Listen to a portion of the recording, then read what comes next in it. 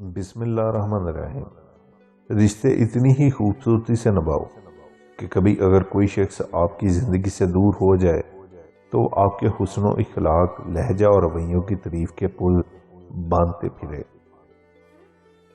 لوگ رخصت ہو جائیں تو یادیں انسان کے اندر سوکھے پتوں کی طرح گرتی رہتی ہیں، اور سوکھے پتوں کو اگر وقت پر ٹھکانے نہ لگایا جائے تو جگہ تنگ پڑ جاتی ہے اور ایک دن گھٹن سے سانس لینا بھی محال ہو جاتا ہے۔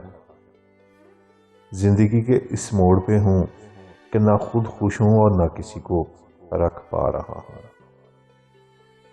کبھی کبھی کسی کو چننے میں غلطی ہو جاتی ہے تو اس لیے میں مشورہ دوں گا کہ بے وفاؤں کے لیے پچھتانا بیکار ہے۔ سستے لوگوں کے لیے اپنے قیمتی آنسو نہ بہائیں۔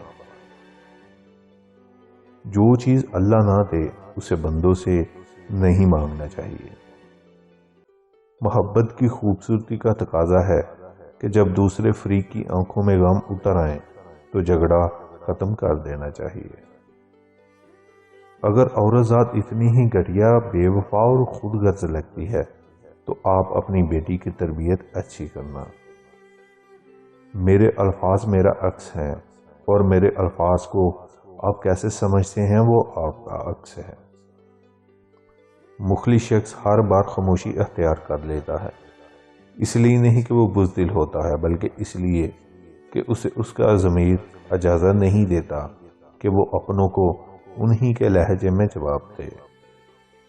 جن راستوں پہ اللہ تمہیں لے کر جاتا ہے نا، ان راستوں پر تم اکیلے نہیں چلتے بلکہ وہ تمہارے ساتھ چلتا ہے۔ جب وہ غم کے حالات پیدا کرتا ہے نا تو وہ تمہیں ان حالات سے لڑنے کی ہمت بھی دیتا ہے۔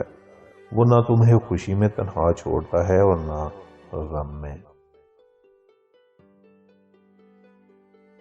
جن کے لیے ہم اللہ کو ناراض کرتے ہیں نا، وہی ہمیں یاد دلاتے ہیں کہ ہمارا اللہ کے سوا کوئی بھی نہیں۔